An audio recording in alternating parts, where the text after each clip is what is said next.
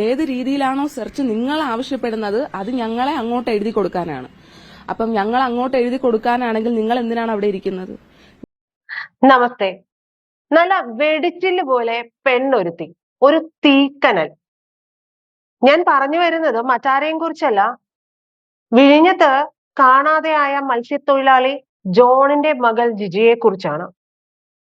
ജിജിയാണ് ഇപ്പോൾ സമൂഹ മാധ്യമങ്ങളിൽ ഒന്നടങ്കം നിറഞ്ഞു നിൽക്കുന്നത്. അതോടൊപ്പം മത്സ്യത്തൊഴിലാളി മേഖലയോട് അല്ലെങ്കിൽ മത്സ്യത്തൊഴിലാളികളോട് ഇതുവരെയുള്ള സകല സർക്കാരുകളും ചെയ്തിട്ടുള്ള അവഗണനകളുടെ മുഴുവനും രോഷവും പ്രതിഷേധവും ഒക്കെ ജിജിയുടെ വാക്കുകളിൽ മുഴങ്ങിക്കേൾക്കുന്നുണ്ട്. കടൽ തീരത്തോ അയ്യോ അവിടെയൊക്കെ പോയാലുള്ള അവസ്ഥ അറിയാമല്ലോ. നിങ്ങൾ ഇതിന് മാപ്പ് പറഞ്ഞേ പറ്റൂ. ഇത് പബ്ലിക്കായിട്ട് തന്നെ നിങ്ങൾ മാപ്പ് പറയാൻ നിങ്ങൾ ഏത് പത്രസമ്മേളനത്തിൽ വെച്ചാണോ നിങ്ങൾ ആക്ഷേപിച്ചത് അത് നിങ്ങൾ മാപ്പ് പറഞ്ഞേ പറ്റൂ. നോക്കൂ, ഒരു ഭരണകൂട സംവിധാനത്തോട് മുഖത്ത് നോക്കിയിട്ട് ജിജി പറയുകയാണ് നിങ്ങൾ മാപ്പ് പറയണമെന്ന്. ഞാൻ ചോദിക്കട്ടെ, നിങ്ങൾ ഇതുവരെ ഇത്ര ശക്തമായിട്ട് ഏറ്റവും സാധാരണക്കാരനായിട്ടുള്ള ഒരു വിഭാഗത്തിന്റെ കയ്യിൽ നിന്ന് അല്ലെങ്കിൽ ഒരാളുടെ കയ്യിൽ നിന്ന് സാധാരണക്കാരായിട്ടുള്ള ഒരു മനുഷ്യന്റെ വായിൽ നിന്ന് നിങ്ങൾ മാപ്പ് പറയണം, നിങ്ങൾ ഞങ്ങളെ അധിക്ഷേപിച്ചു എന്നുള്ള ഒരു കമന്റ് കേട്ടിട്ടുണ്ടോ? രാഷ്ട്രീയപരമായിട്ട് പല പാർട്ടികളും അങ്ങോട്ടും ഇങ്ങോട്ടൊക്കെ പറയുന്നത് കേൾക്കാം, അല്ലെങ്കിൽ അവരുടെ പിന്നാലെ കൂടി നിന്നിട്ട് പറയുന്നതൊക്കെ കേൾക്കാം. പക്ഷേ ജിജി പറഞ്ഞത് അങ്ങനെയല്ല, അല്ലെ? ജിജി പറയുന്നത് ഹൃദയത്തിൽ തട്ടിയാണ്. ആ കമ്മ്യൂണിറ്റിയെ അപമാനിച്ചു. നിങ്ങൾക്ക് വോട്ട് വാങ്ങാനായിട്ട് ഇവിടെ വരാമായിരുന്നല്ലോ, അപ്പോൾ നിങ്ങൾക്ക് കുഴപ്പമുണ്ടായില്ലല്ലോ. ഇപ്പോൾ ഈ ഒരു കമ്മ്യൂണിറ്റിയെ മുഴുവനും നിങ്ങൾ അപമാനിക്കുകയാണ് മുഖ്യമന്ത്രി, നിങ്ങൾ രാജിവെക്കണം എന്നാണ് പറയുന്നത്. എന്തവസ്ഥ? വോട്ട് വാങ്ങാൻ വേണ്ടിട്ട് ഇവിടെ വന്നപ്പോഴുള്ള അവസ്ഥ ഉണ്ടായിരുന്നോ സാർ? എന്തായിരുന്നു സാർ അവസ്ഥ? ഒരു കമ്മ്യൂണിറ്റിയാണ് നിങ്ങൾ ആക്ഷേപിച്ചത്. എത്ര വ്യക്തവും എത്ര ധൈര്യത്തോടും കൂടിയാണ് ഇത് പറയുന്നത്. അതിന് പിന്നിലെ രാഷ്ട്രീയമോ കാര്യങ്ങളോ ഒന്നുമല്ല കേട്ടോ ഞാൻ പറയുന്നത്. എനിക്ക് ആ ഒരു കാര്യം ഇതേക്കുറിച്ച് പറയാൻ തന്നെ തോന്നുന്നില്ല.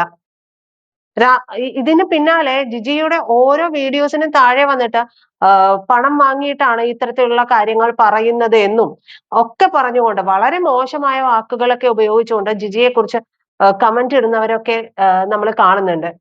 ഈ കമന്റ് ഇടുന്നവരോട് ഞാനൊന്ന് ചോദിക്കട്ടെ, നിങ്ങൾക്കൊക്കെ പ്രതിഷേധിക്കാനായിട്ട് ഒരുപാട് കാര്യങ്ങൾ ജീവിതത്തിൽ ഉണ്ടാകുമല്ലോ. നിങ്ങളും ഒരു സാധാരണക്കാരനാണെങ്കിൽ, അല്ലെ? ഈ പ്രതിഷേധം ഇത്ര ശക്തമായിട്ട് നിങ്ങൾക്ക് ഒരു ഭരണകൂട സംവിധാനത്തിന്റെ മുഖത്ത് നോക്കിയിട്ട് പറയാൻ പറ്റുമോ? മാപ്പ് പറയണം മുഖ്യമന്ത്രി എന്നല്ലേ ആ കുട്ടി പറഞ്ഞത്? മാത്രമല്ല മറ്റൊരു വീഡിയോയിൽ കാണുന്നുണ്ട്, ഞങ്ങളിൽ ഡോക്ടേഴ്സ് ഉണ്ട് സർ, ഞങ്ങളിൽ എഞ്ചിനീയേഴ്സ് ഉണ്ട് സർ, ഞങ്ങളുടെ സ്കിൽ നിങ്ങൾക്കില്ല സർ. അവിടെയാണ് പോയിന്റ്.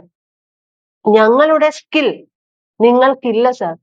ഈ ഫിഷറീസ് വകുപ്പുമായി ബന്ധപ്പെട്ട ഓഷ്യാനോഗ്രാഫിയുമായി ബന്ധപ്പെട്ട് ഒക്കെയുള്ള ഓരോ പഠന ഗവേഷണ കേന്ദ്രങ്ങളും ഒക്കെ ഉണ്ട്. ഇതിന്റെയൊക്കെ തലപ്പത്തും അതിനകത്തുമൊക്കെ ഒരുപാട് പേർ റിസർച്ചും ജോലിയും ഒക്കെ ആയിട്ട് ചെയ്യുന്നുണ്ട്. ഇതിന്റെയൊക്കെ തലപ്പത്ത് കടലിനെ കുറിച്ച് മുഴുവനും അറിയാവുന്ന ആരെങ്കിലും, ഒന്നും വേണ്ട, ഒരു ചൂണ്ടയിടാൻ പോയിട്ടുള്ള മത്സ്യം പിടിച്ചിട്ടുള്ള ആരെങ്കിലും ഉണ്ടോ? എനിക്ക് സംശയമാണ് കേട്ടോ. അങ്ങനെയൊന്നും നമ്മുടെ ഒരു വിഭാഗത്തിന്റെയും ഒരു തലപ്പത്തും കൃത്യമായിട്ട് അതിനെക്കുറിച്ചും അറിയുന്ന ഒരാളായിരിക്കില്ല.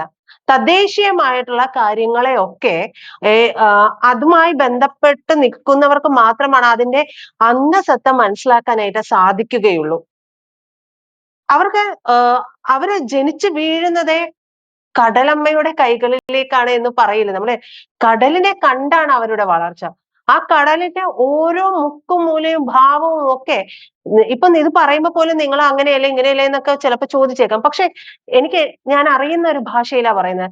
കടലുമായി ബന്ധപ്പെട്ടിട്ടുള്ള ഒരു ചെറിയ മാറ്റം പോലും ഇവർക്ക് അറിയാമെന്നുള്ളതാണ്. അതുകൊണ്ടല്ലേ ഈ തിരച്ചിലിന് വേണ്ടിയിട്ട് ആളുകളെ വിടും എന്ന്, സ്കൂബ ഡൈവേഴ്സിന് ഉൾപ്പെടെ വിടും എന്ന് പറഞ്ഞിട്ട് 5 മണിക്ക് ആ മത്സ്യത്തൊഴിലാളികൾ അവിടെ റെഡിയായി നിൽക്കുകയാണ് മുതലപ്പുഴയിലേക്ക് പോകാനായിട്ട്. പക്ഷേ ഈ സ്കൂബ ഡൈവേഴ്സിന് അവിടെ ശാന്തമായ ഒരു സമുദ്രത്തിൽ അല്ലെങ്കിൽ വെള്ളത്തില് ഈ പ്രവർത്തനങ്ങൾ ചെയ്യാൻ മാത്രമേ അറിയുകയുള്ളൂ. അവർക്ക് ഭയം ഉണ്ടായത് കൊണ്ടാണ് അവരവിടേക്ക് എത്താനായിട്ട് 11 മണിയോളമായി എത്തുമ്പോഴേക്കും എന്നാണ് ഞാൻ മനസ്സിലാക്കുന്നത്. അപ്പോ കടലിനെ കുറിച്ച് കൃത്യമായിട്ട് അറിയില്ല. അതാണ് ജിജി പറഞ്ഞ സ്കില്ല്. അത് നമ്മൾ സമ്മതിച്ച് തന്നെ ആകണം. ഇപ്പോ ആദിവാസി മേഖലയുമായി ബന്ധപ്പെട്ടിട്ട് അവരുടെ തനത് കാര്യങ്ങളെല്ലാം ഉണ്ട്. അപ്പോ അവരുമായി ബന്ധപ്പെട്ടുള്ള ഒരു പ്രോജക്റ്റ് തയ്യാറാക്കുമ്പോൾ അതിൽ നിന്ന് ഒരാളെ ഉൾപ്പെടുത്തിയെങ്കിൽ മാത്രമാണ് അവരിലേക്ക് ഈ പ്രവർത്തനങ്ങൾ എത്തുകയുള്ളൂ. അല്ലെങ്കിൽ ഇതിന്റെ പേരിൽ ഫണ്ട് അടിച്ചു മാറ്റാനുള്ള നീക്കങ്ങൾ അല്ലാതെ മറ്റൊന്നും നടക്കുമെന്ന് തോന്നുന്നില്ല. അവരെ പുതിയ കാലത്തിനോട് ചേർത്ത് നിർത്തേണ്ടത് അവർക്ക് എത്രത്തോളം ഇതുമായി ഇണങ്ങും എന്നുള്ളത് കൂടി നോക്കിയിട്ടാവണം. അങ്ങനെ ഒരുപാട് കാര്യങ്ങളുണ്ട്. ഇപ്പോ ഈ സ്കില്ലിന്റെ കാര്യം ജിജി പറയുമ്പോൾ ഞാൻ നേരത്തെ പറഞ്ഞതുപോലെ സമുദ്ര ഗവേഷണവുമായി ബന്ധപ്പെട്ടിട്ടും ഒക്കെയുള്ള ഒരുപാട് പ്രോജക്ട്സും ഒരുപാട് ഇൻസ്റ്റിറ്റ്യൂഷൻസും ഒക്കെ ഉണ്ട്. അവിടെയൊന്നും ഇവരെ പോലുള്ളവർ ഉണ്ടോ? ജിജി വളരെ ആർജവത്തോടെ ചോദിക്കുന്നുണ്ട്. പ്രളയം വരുമ്പോ രക്ഷിക്കാൻ ഞങ്ങളെ പോലുള്ളവർ വേണം. വോട്ട് ചോദിക്കാൻ നിങ്ങൾ ഇവിടെ വരും. അതിനുശേഷം നിങ്ങൾ ഈ പറഞ്ഞ വാക്ക് ശരിയല്ല എന്നല്ലേ പറഞ്ഞത്? ഇത്രയും കരുത്തോടുകൂടി ഓരോ വാക്കും ക്രിസ്റ്റൽ ക്ലിയറോടുകൂടി. അപ്പോ അവർക്ക് അവരുടെ കടലിനെ കുറിച്ചുള്ള കൃത്യമായ അറിവുണ്ട്. ഈ കടലിനെ കുറിച്ച് അവർക്കുള്ള ഒരു അറിവ് എന്ന് പറയുന്നത് പോലും അത് അവർ സ്വയമായിട്ട് ആർജിച്ചെടുക്കുന്നതാണ്. അത് ഓട്ടോമാറ്റിക്കലി വരുന്നതാണ്. ഇപ്പൊ നമ്മൾ ഒരു കാര്യവുമായി ചേർന്ന് നിന്ന് പോകുമ്പോൾ നമ്മൾ അതുമായി ബന്ധപ്പെട്ട് പ്രവർത്തിക്കുമ്പോൾ അനുദിനം പ്രവർത്തിക്കുമ്പോൾ നമ്മൾ അറിയാതെ അതിലേക്ക് വരികയാണ്. ഇപ്പൊ അങ്ങനെ വരുന്ന ഒരു കാര്യമല്ല ഈ സ്കൂബ ഡൈവേഴ്സിനെ ഉൾപ്പെടെയുള്ളവർക്ക് ഉണ്ടാവുക എന്ന് പറയുന്നത്. ഇവര് ഇതിൽ മറ്റൊരു കാര്യം കൂടി ജിജി പറയുന്നുണ്ട് കേട്ടോ. ഈ ഫിഷറീസ് വകുപ്പുമായി ബന്ധപ്പെട്ട ഇടങ്ങളിലൊന്നും ഇതുമായി കുലബന്ധം പോലും ഇല്ലാത്തവരാണ് ഇരിക്കുന്നത്. എന്നിട്ട് ജിജി പറയുകയാണ് നോട്ടിക്കൽ മൈൽ എന്താണെന്ന് പോലും അറിയാത്തവരാണ് ഇതിന്റെയൊക്കെ തലപ്പത്തും ഒക്കെ ഇരിക്കുന്നത്, ഉദ്യോഗസ്ഥരായിട്ട് ഇരിക്കുന്നത് എന്നുള്ളതാണ്. 18 നോട്ടിക്കൽ മൈൽ അകലേക്കാണ് ഇവർ പോയിട്ടുള്ളത് എന്നാണ് മനസ്സിലാക്കുന്നത്. 4 നോട്ടിക്കൽ മൈൽ അകലെ വരെ പോയിട്ട് അന്വേഷണം അവസാനിപ്പിച്ച് തിരിച്ചു വന്ന തെരച്ചിൽ സംഘമാണ് സർ നമുക്കുള്ളത്. അപ്പോ ജിജി പറയുന്നതിലും കാര്യമുണ്ട് സർ. അതാണ് എനിക്ക് പറയാനുള്ളത്. ജിജിക്ക് പൊളിറ്റിക്സ് ഉണ്ടോ, ജിജിയുടെ പൊളിറ്റിക്സ് എന്താണെന്നോ ഒന്നും എനിക്കറിയില്ല. പക്ഷെ ഇത് ഓരോ സാധാരണക്കാരന്റെയും ശബ്ദമായിട്ട് തന്നെ എന്നും മുഴച്ചു നിൽക്കും. ഇത്തരത്തിലുള്ള തീപ്പൊരി കുട്ടികൾ വേണമെന്ന് തന്നെയാണ് ഞാനും പറയുക. ഷിജിലിനെ കാണാതെയായിട്ട് 7 ദിവസം കഴിഞ്ഞപ്പോഴാണ് ഷിജിലിന്റെ ഭാര്യയും 2 കുട്ടികളും അടങ്ങുന്ന കുടുംബം നടു റോട്ടിൽ വന്ന് കുത്തിയിരിപ്പ് സമരം ആരംഭിച്ചത്, പ്രതിഷേധം തുടങ്ങിയത്. ഇതിൽ മറ്റൊരു കാര്യം കൂടി ജിജി പറയുന്നുണ്ട്. ഷിരൂരിൽ ഇല്ലാതെയായി പോയ അർജുന്റെ കാര്യം. അപ്പൊ കരയിൽ സംഭവിക്കുന്നതിന് ഇത്ര ആണ് പ്രയോറിറ്റി, കടലിൽ ഉണ്ടാകുന്ന അപകടങ്ങൾക്ക് ഇങ്ങനെയാണ് പ്രയോറിറ്റി. നിങ്ങൾ പ്രയോറിറ്റി മാനദണ്ഡങ്ങൾ എഴുതി വെക്കൂ എന്നാണ് പറയുന്നത്. അതിനുശേഷവും ജിജി സംസാരിച്ചു കൊണ്ടേയിരിക്കുകയാണ്. ജിജി സംസാരിച്ചു കൊണ്ടിരിക്കുന്നത് ഒരിക്കലും ജിജിക്ക് വേണ്ടി മാത്രമാണ് എന്ന് ഞാൻ കരുതുന്നില്ല. ജിജിയെ പോലുള്ളവർ നമ്മുടെ നാടിന് ആവശ്യമാണ്, അല്ലെ? ജിജി പറയുന്നതിലെ രാഷ്ട്രീയം നോക്കി ജിജിയുടെ വീഡിയോസിന് താഴെ വന്ന് നിങ്ങൾ ഇങ്ങനെ ഓരോ ദിവസവും പൊങ്കാലയിടുമ്പോഴും അശ്ലീല പദപ്രയോഗങ്ങളൊക്കെ നടത്തുമ്പോഴും നിങ്ങൾ ആലോചിക്കണം. ഇതൊക്കെ നമ്മുടെയൊക്കെ കുടുംബത്തെ സംഭവിക്കുമ്പോൾ നമുക്കുണ്ടാകുന്ന ഒരു വേദന. ഇവരാരും എത്രയോ ദിവസങ്ങൾ അനങ്ങിയില്ല എന്നതെന്ന് കൂടി ആലോചിക്കണം. 7 ദിവസം കഴിഞ്ഞ് ഇവർ പ്രതിഷേധവുമായി രംഗത്ത് വരികയാണ്.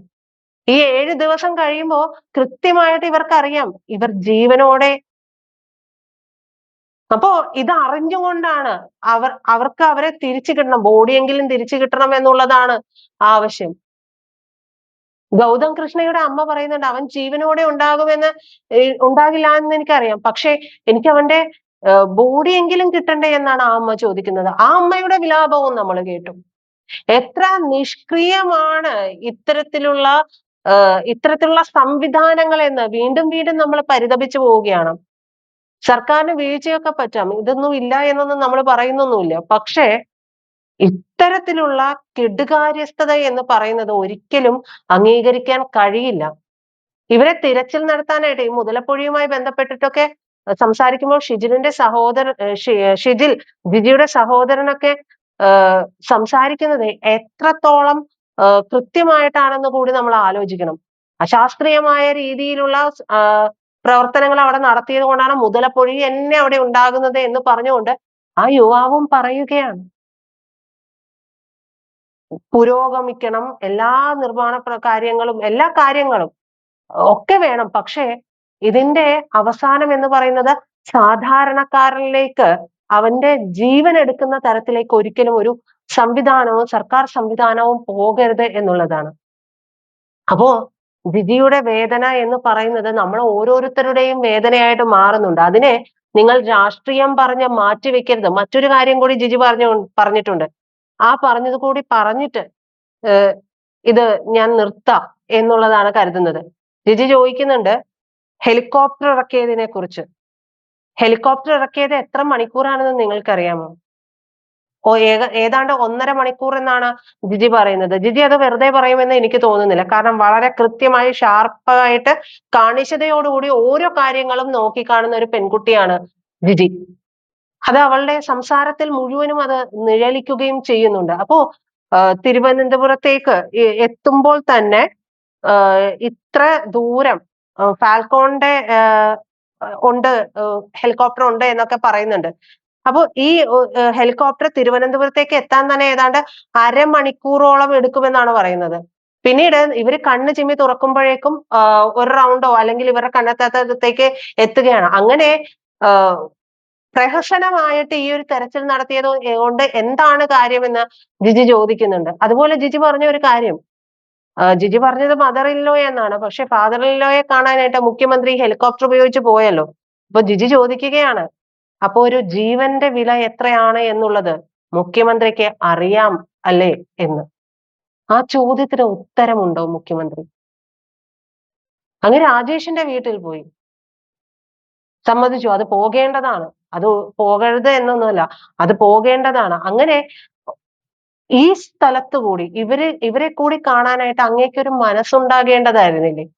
ആ ചോദ്യത്തിന് ബദലായിട്ട് അവിടെയൊക്കെ പോയാലുള്ള സ്ഥിതി അറിയാമല്ലോ എന്നുള്ള ചോദ്യത്തിന് ഇത്തരത്തിലൊരു മറുപടി എന്ന് പറയുന്നത് സത്യത്തിൽ അതൊരു ക്ലാസ് മറുപടിയാണ് മുഖ്യമന്ത്രി. ഓരോ സാധാരണക്കാരനും, അത് ഈ മുഖ്യമന്ത്രി എന്നുള്ളതല്ല, ഏത് മുഖ്യമന്ത്രിയാണ് ആ സ്ഥാനത്തിരിക്കുന്നതെങ്കിലും ഓരോ സാധാരണക്കാരനും ചോദിക്കാൻ ആഗ്രഹിച്ച ചോദ്യങ്ങളാണ് ഇപ്പോഴും ജിജി ചോദിച്ചുകൊണ്ടിരിക്കുന്നത്. ജിജിക്ക് ജിജിക്ക് എങ്ങനെയാണ് ഇതിനോട് ജിജിയോട് എങ്ങനെയാണ് നമ്മൾ ഐക്യപ്പെട്ട് നിൽക്കേണ്ടത് എന്നുള്ളത് എനിക്ക് അറിയില്ല. പക്ഷെ ജിജിക്കൊപ്പമാണ്, ജിജി പറഞ്ഞ ചില സ്റ്റേറ്റ്മെന്റ്സിനൊപ്പമാണ്. കാരണം തുടക്കത്തിൽ പറഞ്ഞതുപോലെ അതൊരു വെടിച്ചില്ല് പോലെ അല്ലെങ്കിൽ തീക്കനൽ പോലെ ഒരു പെണ്ണൊരുത്തി എന്നൊക്കെ നമ്മൾ ആമുഖമായിട്ട് പറയുമ്പോഴും ഉള്ളിൽ അച്ഛനെ കാണാതായതിന്റെ വേദനയും ആ സമൂഹത്തോട് ഇതുവരെയുള്ള സിസ്റ്റം കാണിച്ചിട്ടുള്ള അവഗണനയും അതിനെ തുടർന്നുള്ള പ്രതിഷേധവും ഒക്കെ നിഴലിക്കുന്നുണ്ട്.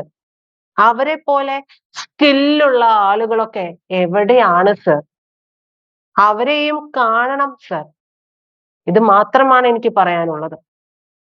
പ്രിയപ്പെട്ട പ്രേക്ഷകരെ, നിങ്ങൾക്ക് ഈ വീഡിയോ ഇഷ്ടമായെങ്കിൽ ലൈക്ക് ചെയ്യാനും ഷെയർ ചെയ്യാനും കമന്റ് ചെയ്യാനും മറക്കരുത്.